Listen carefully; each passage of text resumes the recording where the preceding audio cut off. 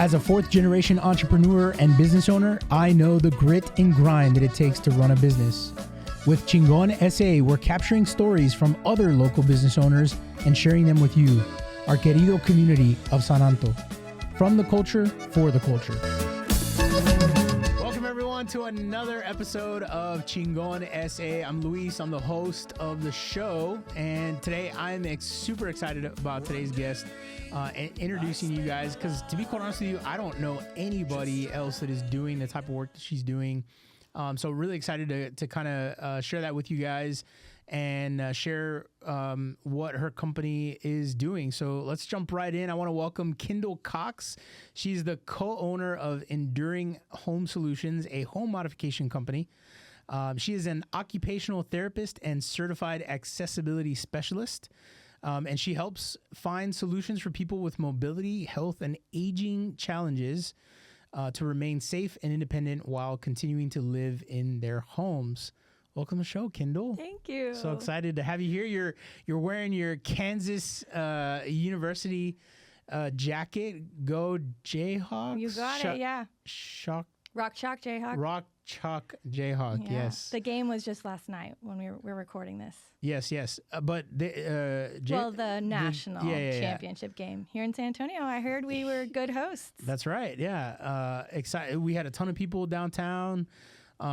People loved it. There were blimps overhead For weeks.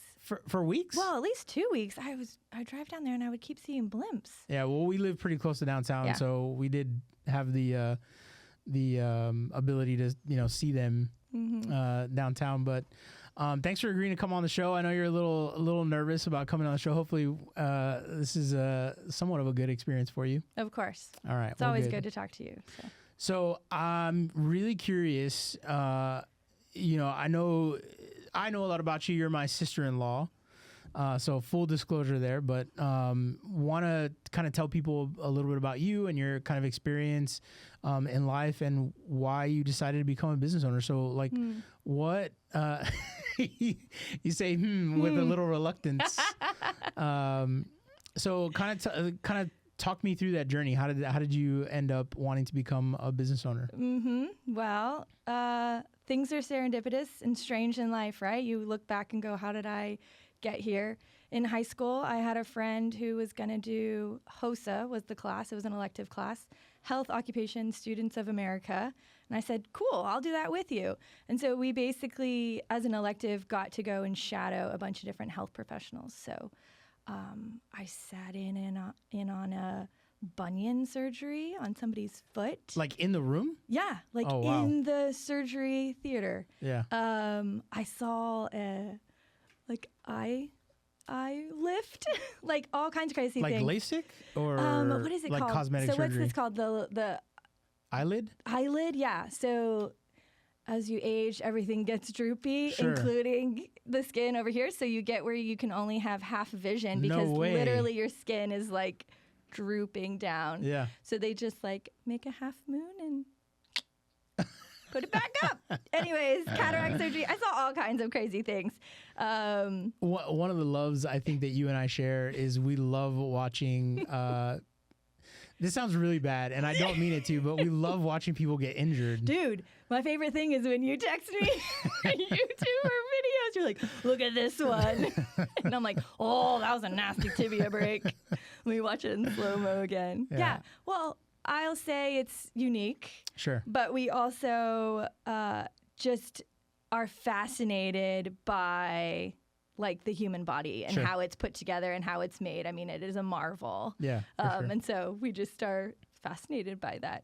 So back to, I went to that class. I got to see a lot of things. I thought, being a doctor sounds like it'll take a long time. I'll be, quote, old by the time I'm actually a doctor. But this therapist gym that I went to sounded pretty cool, and they're helping people. So that's kind of how I jumped into being an occupational therapist. Went to school at the University of Kansas and then came back here to San Antonio. And that's how I got to San Antonio. I did grad school here and then ended up staying.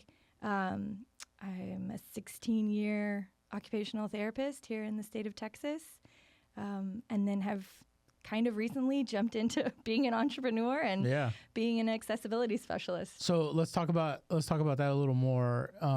So you went into business with your brother, who is a physical therapist. Correct. So what's the difference? First of all, what's the difference between occupational and physical therapy? Yeah, so they all work very closely together, along with speech therapists as well. They're kind of the triangle trifecta. I mean, an easy way to say is that occupational therapists work with people who have difficulties or are trying to improve something from the waist up. And PTs kind of are more ambulation, walking, the legs down to the feet. And so PTs are more related to mobility. And when we think of mobility, we think of walking and getting around as adults, right? And occupational therapists are more holistic, and so they help people be able to be independent. And so that can just look differently depending on why someone is getting the opportunity to come and see me. You know, maybe they had a traumatic injury, maybe there was a motor vehicle accident, and their body looks very different than it did a few days ago. So you kind of help them like learn how to adjust to whatever their current living situation is, basically. Right. Yeah. Relearn. But then again, like that, I was just speaking more of like the orthopedic side. But if you have an injury to your brain, if you think about like a stroke, that's going to look very different, right? Because you do have these physical changes, but it's because of what's happening in your brain. You know, you didn't have an injury to your hand, but your hand doesn't work the same way. Right. So interesting. Neuro. So 16-year occupational therapist, your brother's a physical therapist. You guys decided to join forces and create Enduring Home Solutions. Tell me about Enduring Home Solutions. So we're a business, clearly, here in San Antonio. My brother is actually in the DFW area, the Dallas-Fort Worth area. So we kind of have our places where we're set up, where we have our families. And so we just run out of our region. So I do Greater San Antonio, and he does DFW area. But we work together. We collaborate a lot because as an OT and a PT, there are things that we are more specialized at. There's just areas that we are more experts at. And so when we're coming up with a solution for a client that's reached out to us and needs some changes to their home, we collaborate together, and that kind of makes us a power team. For sure. Having both of those sides. And I'm sure there are times or situations where you can look at a setup that a client might have and you see it differently than he might see it. And then you guys can collaborate on the best outcome for the client. Yeah, right? Absolutely. And a part of it, too, is making sure that the client is part of that conversation, because people know how they prefer to do things in their home. We all have habits and just ways we prefer to do things. So we always bring them into the conversation. It's not us, bulldozing and saying, this is the solution. It's working all together to come up what is the best solution, and the client is the final say on that. So I'm curious, like, what is the point where you get involved in that sort of discussion with a client? Is it like, does a client approach you? Do you work with a contractor?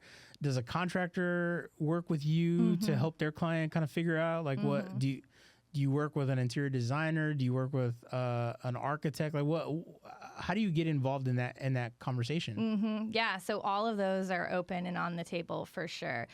We want to be the premier consultants for accessibility here in San Antonio. As having therapists in on that conversation, I think really changes the dynamic and changes the options. If you only bring people onto your team that have their specialty, like, it's the team that makes such great things, right? So if you only have construction, then their expertise is construction and knowing what they can do with walls and when they can move and when they can't and where plumbing is and electrical and all that. That's their expertise. Same with an architect, right? Like, they have such a vision and a creativity, but they have to have construction with them to make sure that what what beautiful things they're thinking up can actually in reality happen. And so we're just another part of that team, understanding the accessibility side. And like I said, if it's a client that has a health or mobility challenge, who else on that team can speak to that challenge more than someone in healthcare?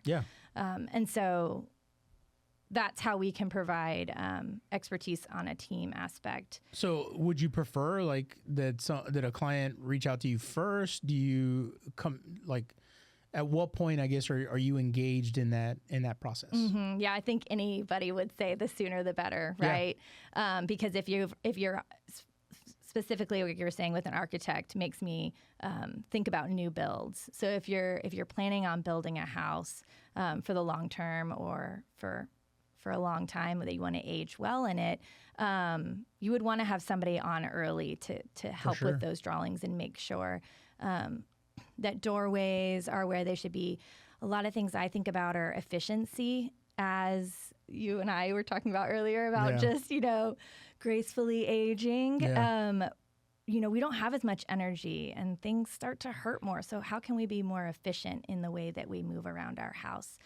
If we have more energy, we have more energy to go do other things that are enjoyable to us. For sure. And I'm sure it's like, it takes into account even things that are like what you and I probably don't even think about in our homes, but like even the way a door opens is can lend to making the house more accessible, right? Yeah. And that's not something that you and I think of just like as regular everyday homeowners. Yeah.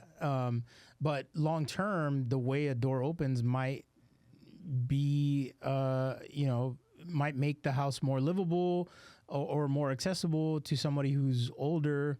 For sure, yeah. Versus not. And when you do start aging and using mobility devices, so that's like a walker, maybe a wheelchair, a scooter, those sort of things, the way doors open can be really super annoying. Important. Yeah. Yeah. The only reason I get annoyed by an open door is when it covers the light switch, right? Like, Yeah, but you're thinking more long term than just an immediate situation. What inspired you to want to start the business? Because, I mean, like I mentioned in your intro, I don't know of anybody else that's doing what you're doing. I mean, is what you're doing like this kind of sort of consultative service that you're offering? Do you know of anybody else that's offering that? There's one other therapist in town. Oh, okay. And they are a therapist construction couple. Which is great, yeah. And so they have been in San Antonio for a few years, and that's awesome. Yeah. I think that there's not a lot of therapists in this world. It is dominated by construction, which is understandable because you're changing spaces. Sure. And so, of course, we all think, yes, that's construction. But having, like I said, somebody that is in healthcare that has a medical background on the team or leading that team from an accessibility viewpoint is going to change the effectiveness of our modifications. It's going to bring more excellence to what we're doing. You've probably heard of like ADA. Yeah. And so that's kind of a baseline of what a lot of people are using. Well, let's just make it ADA, right. which is awesome. There's nothing wrong with that. But ADA was created for commercial spaces, and it was created for the masses to be able to use commercial spaces better. Yeah. And has it done that? Of course it has. Yeah. But just taking those generalizations and moving them over to somebody's home, somebody's haven, someplace where they love to be and want to be long term, that doesn't, we should make it more personalized. Yeah. And so that's kind of the part that we can offer is understanding how their body works and making sure that the space we are remodeling or creating fits that person well. Yeah, that's awesome. So you guys have been in business for 2 years? Yeah, 2 going on 3 years. Yeah.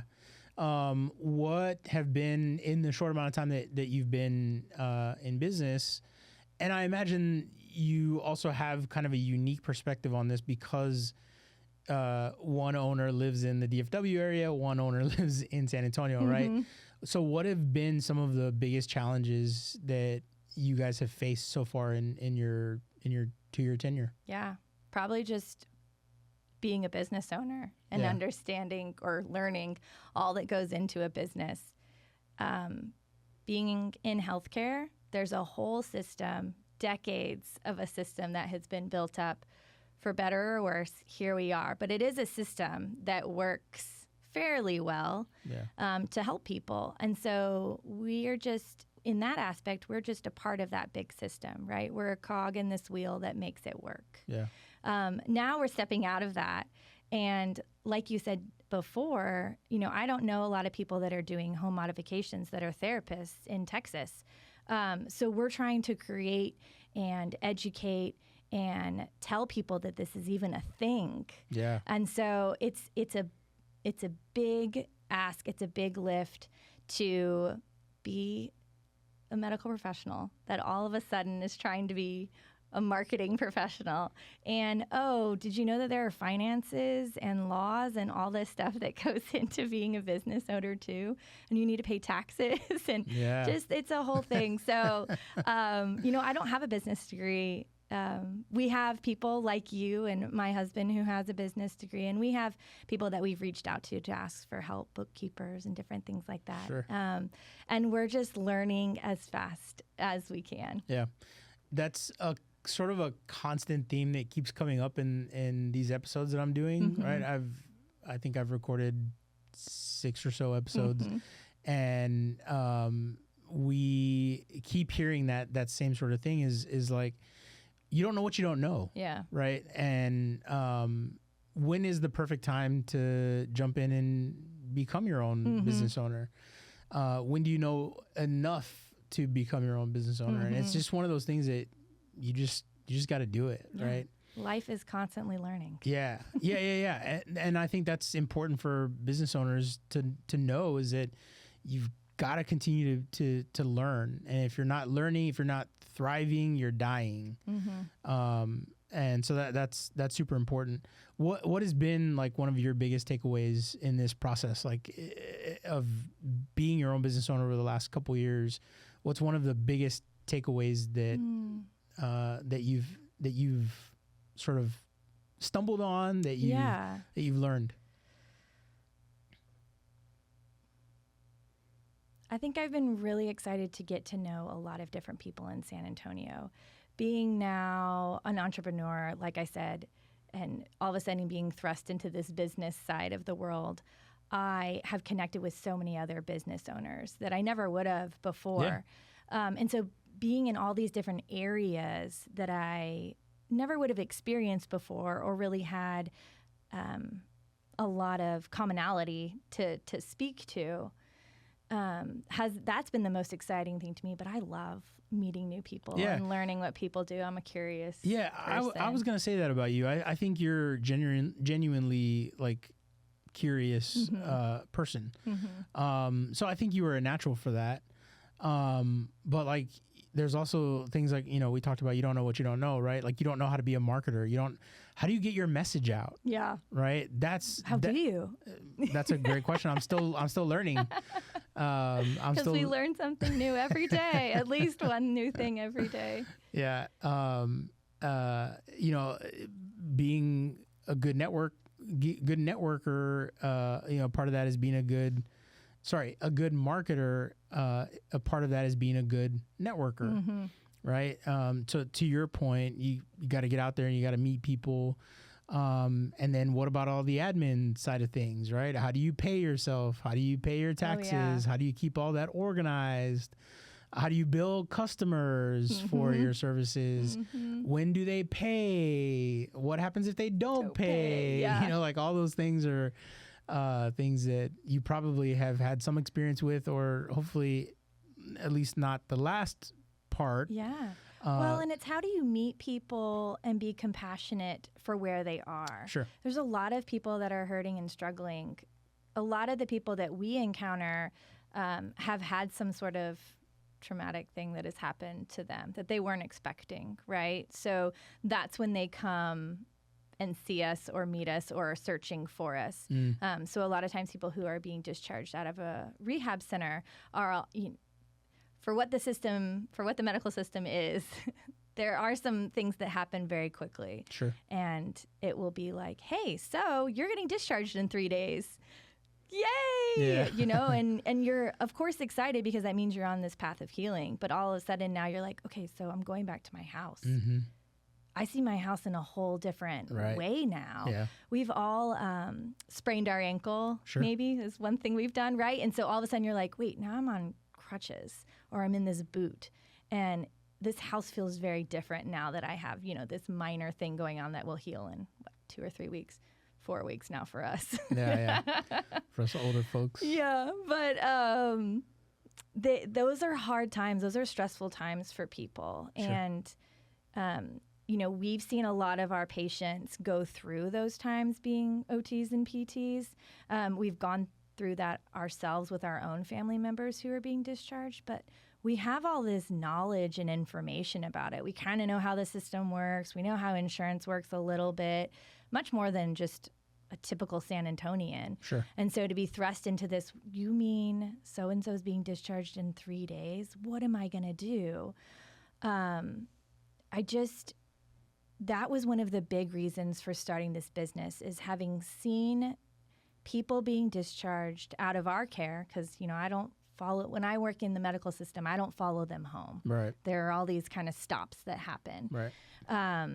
And hearing how scary that was to go home and how they tried to prepare for it, but they couldn't get anybody out. And the people they could get out didn't understand, what the diagnosis was of this person and all these things. And I just thought, we have all this knowledge and information that we've had the privilege of learning and being educated on. And I know how hard it was when my grandfather was discharged out. Like I said, and we have all these resources. Yeah. So how much more terrifying is it for other families? And so that was one of the big reasons to start this. And I really thought I would kind of be the one starting it. And I was talking to my brother about it because, of course, people always vent, right? So we'd vented for years about all these kind of things. Like, I just can't believe. Anyways, until we became the solution. Yeah. Okay, we're going to step into this. And I thought, I'll just, he's working full time. I'll just have him consult for me and we'll figure this out. And he was 100% in. He was like, no, I'm in the deep end with you. And I was like, all right, well, let's go. And I remember hearing about some of these conversations that you were having with him. And I remember he kind of took charge on some things and you were like, whoa, hold on a second. Like, how did we get from point A to point B so quickly? Yeah. But I mean, he was ready to go. He was ready to jump in the deep end, exactly like what you were talking about. Yeah. And you were a little more cautious, and I think that's your nature, right? Yep. You're a little more cautious by nature. Right. That's what makes us a good team, Sure. and also is part of the friction. Right. Right. Yeah. So 100%. we're always, what is that word? Right. We're always. It's like a biblical term, like grinding the stone, like. Iron sharpens iron. There you go. Yeah, that's what we're constantly doing for each other because he is just ready to go. And he was coming off working inpatient in COVID. I mean, this was in 2022. Oh, yeah. So anybody that has worked in the health profession knows COVID was intense. And so there's just a hard time. And so he's like, you got something different and I'm passionate about it. And we all know this needs to be done. Let's do this. Yeah, for sure. Yeah. And I'm definitely the more cautious and, well, let's think about it first, right? Like that's probably a curse word to him sometimes. I think that's a great point to hit on because I think a lot of business owners are there too, especially those with business partners, is how do you navigate that friction, right? And then you have an added layer because you're not only business partners, but your family. Right.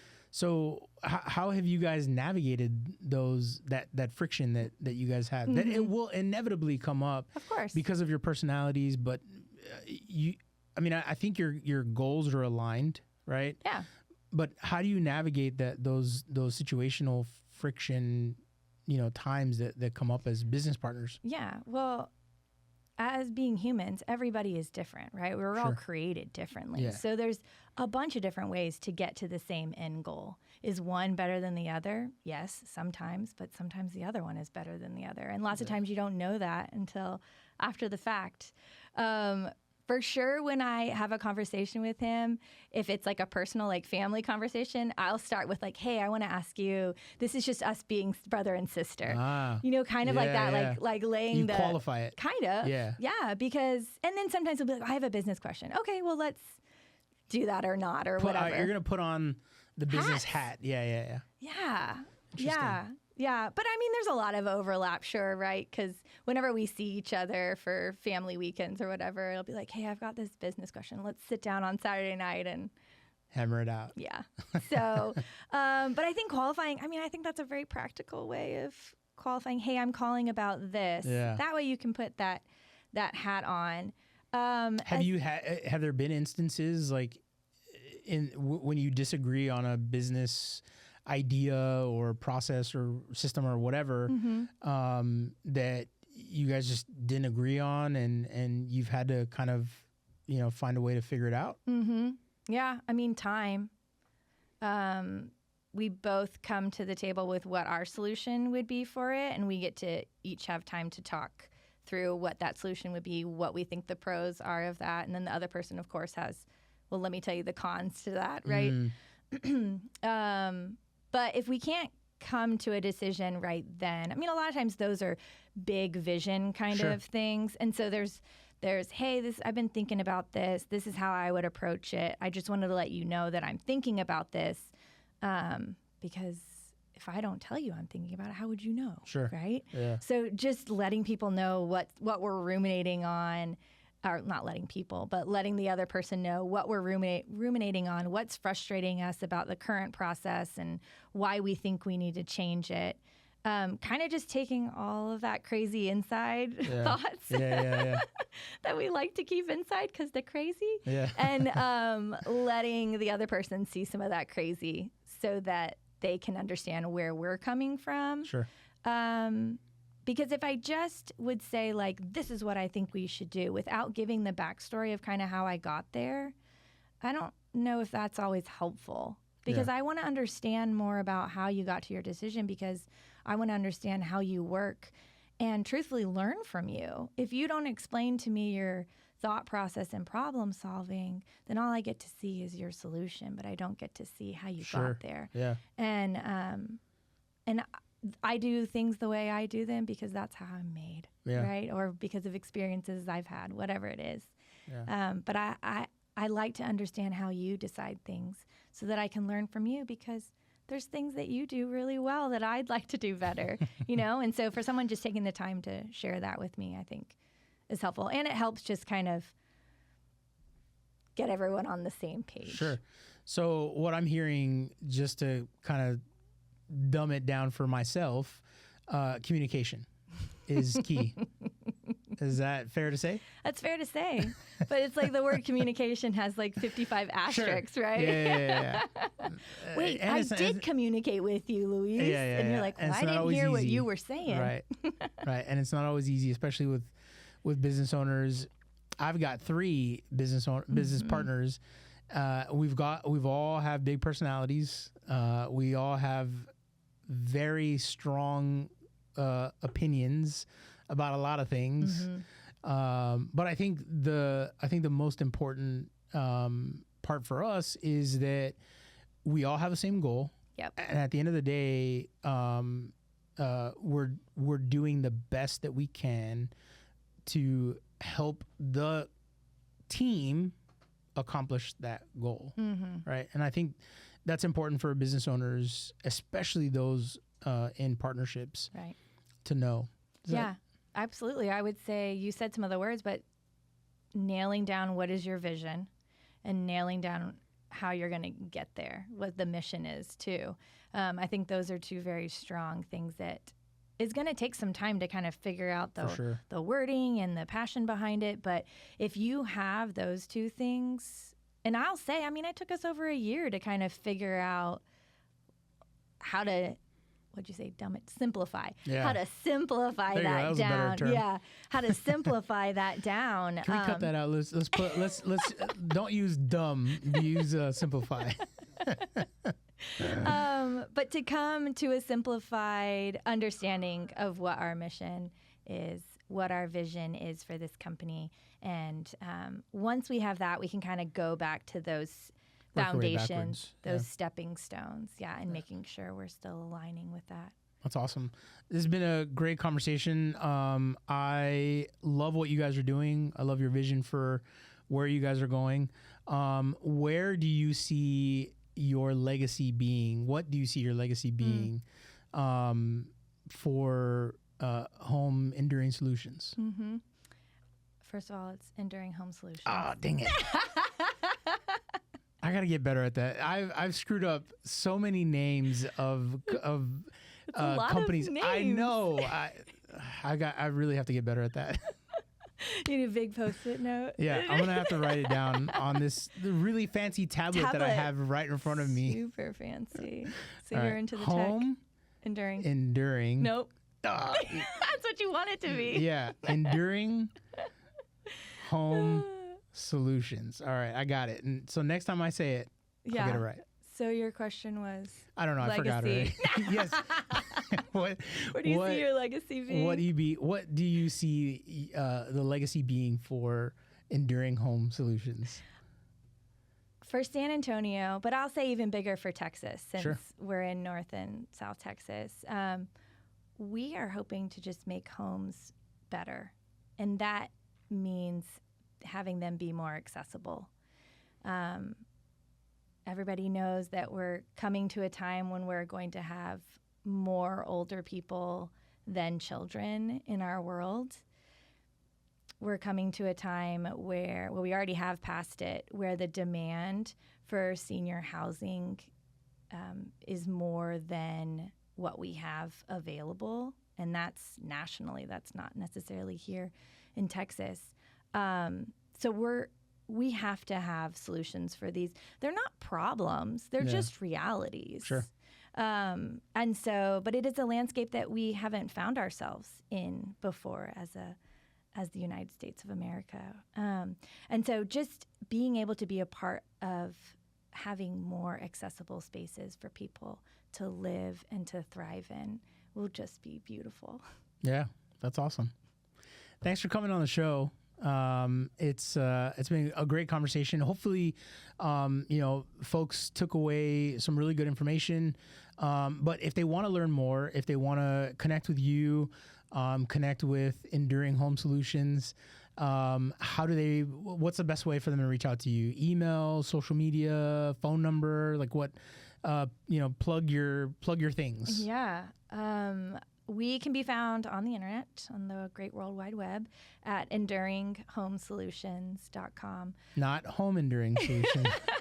Enduring home solutions. Well, hopefully our internet sleuthing or whatever it's called is good enough that you could find us that way too. Okay, yeah. We also are on Instagram and Facebook. We try our best to be marketers as well. You can find our contact information there for sure. Nice. But I don't mind giving out my cell number. It's 832-865-4887. And I say that because I've had that number forever, and I don't have our office number memorized. But you can find it on the website. That's awesome. All right. And of course, we're going to link all of your contact information in the show notes so people can look there if they want to reach out to you. Yeah. But thanks so much for coming on the show. Really appreciate it. Hope it was as enjoyable for you as it was for me. Absolutely. Great. Good to hear that. Thanks everybody for tuning in to another episode of Chingon SA. Follow Kendall on social media. She doesn't post a whole lot, but really good information to have anyway. Be sure to subscribe, like, follow, and share this episode with anyone who might get something from this episode. Who you might think might take away something from the episode. This has been a MIG Studios and Serafina Digital production. We'll see you guys next week. Thanks so much for tuning in.